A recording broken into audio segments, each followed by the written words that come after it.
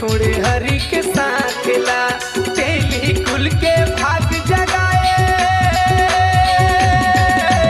तेली कुल के भाग जगाए, लाज बचा दे मोर, दाई भाग जगा दे मोर, हे कर्मा माता मोर, हे भक्तिन दाई मोर, हे कर्मा माता मोर, हे भक्तिन दाई मोर।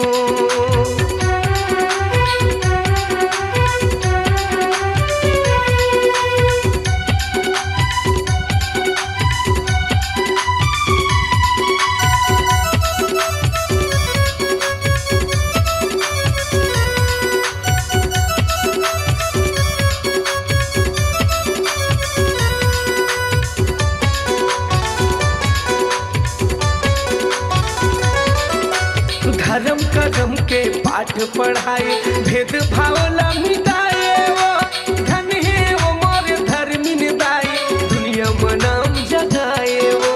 धन है वो मोर धर्मिन दाई, दुनिया में नाम जगाए वो।